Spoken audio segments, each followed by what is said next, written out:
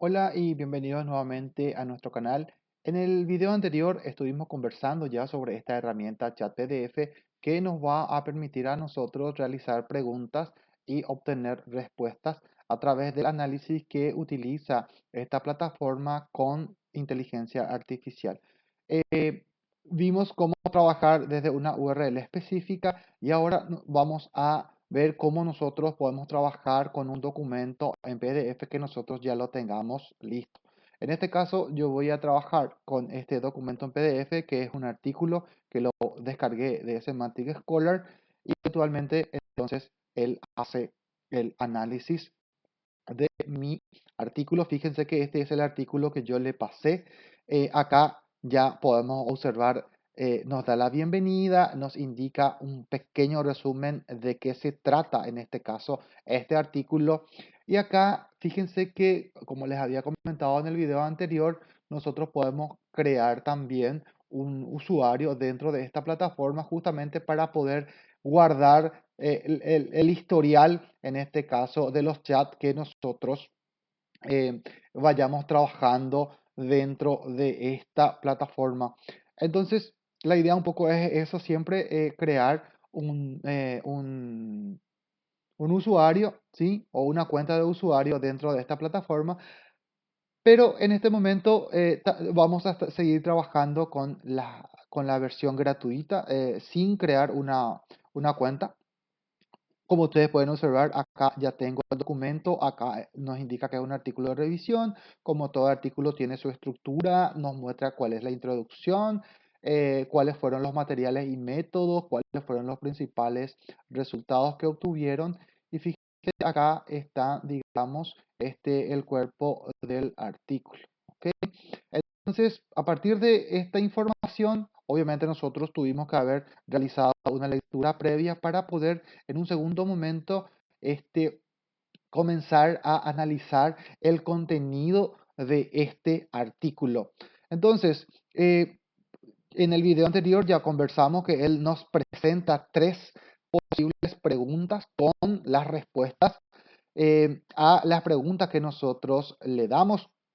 Y por otro lado, ya esas respuestas ya tienen indicada, digamos, la referencia a la página de donde extrajo, ¿sí? Dicha información. Entonces, uno simplemente puede leer la respuesta y haciendo clic, entonces puede ver desde qué parte del documento tomó, digamos, esa información y nos muestra esa referencia. Entonces, esta herramienta lo considero bastante útil.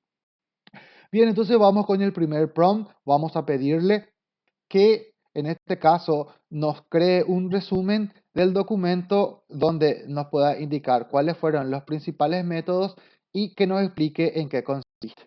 Entonces va a analizar el documento, nos muestra el resumen del documento y a partir de ahí entonces nos explica cuáles fueron los materiales y métodos que utilizó y aquí está la referencia. Bien, entonces seguimos, vamos a seguir analizando con otro prompt. Por ejemplo, le podríamos pedir que en este caso nos cite cuáles fueron los principales resultados descritos en el documento.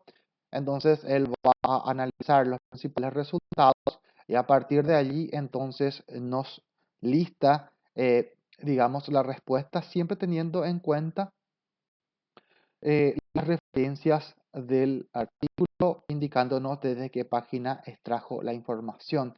Veamos otro prompt. Por ejemplo, nosotros le podríamos pedir que teniendo en cuenta el contenido del documento nos cree 5 preguntas de opciones múltiples y que nos indique la respuesta correcta. Entonces va a analizar el documento, ¿sí?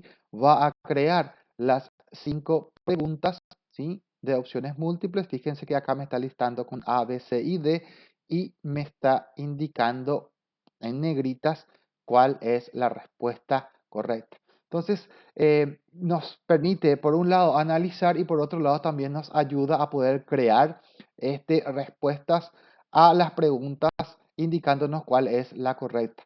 Pero también nosotros podríamos utilizar el siguiente prompt para indicarle, por ejemplo, que teniendo en cuenta el contenido del documento, que nos genere en este caso un contenido para poder crear una diapositiva de PowerPoint o una presentación de PowerPoint que tenga 10 diapositivas. Entonces, la idea un poco es que él analice el contenido y que a partir de ahí nos sugiera la estructura y el contenido que debería de tener una presentación en PowerPoint teniendo en cuenta este documento.